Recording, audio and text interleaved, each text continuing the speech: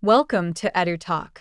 I'm Happiness, and today's episode is just for the educators who are tired, but still showing up.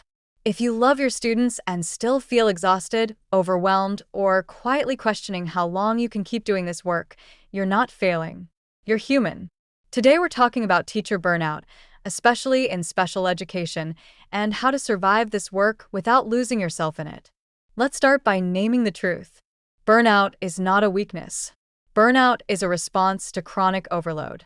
In special education, teachers are asked to be educators, therapists, case managers, data collectors, advocates, and emotional anchors, often all in the same hour. You're balancing student needs, parent expectations, legal requirements, paperwork, limited resources, and your own emotional labor. Feeling depleted in that environment doesn't mean you're bad at your job. It means the job is heavy. And too often, the message teachers receive is, if you really cared, you'd do more. That message is dangerous. The myth of good teachers do everything. Somewhere along the way, teaching became tied to self-sacrifice. We praise teachers who stay late every day, skip lunch, take work home constantly, put everyone else first. But martyrdom is not sustainability. Being a good teacher does not mean being endlessly available. It does not mean absorbing every problem. And it does not mean setting yourself on fire to keep others warm. You can care deeply and still have boundaries. You can be effective and still say no. You can love your students without carrying their entire world on your shoulders. Choosing what actually matters. One survival skill every teacher needs, but is rarely taught, is prioritization.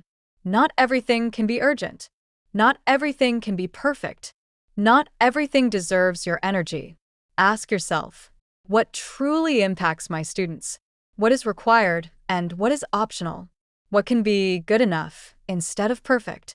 Some days, the win is academic growth. Some days, the win is emotional regulation. Some days, the win is simply that everyone made it through safely. And that counts. Emotional boundaries without guilt. Teachers, especially in special education, feel everything. You feel your students' frustration. You feel parents' fear. You feel the weight of knowing what kids need and not always being able to provide it. But empathy without boundaries leads to exhaustion. Caring does not require constant emotional availability. You are allowed to leave work at work. Protect your personal time. Disconnect without guilt. Boundaries don't mean you care less. They mean you want to care longer.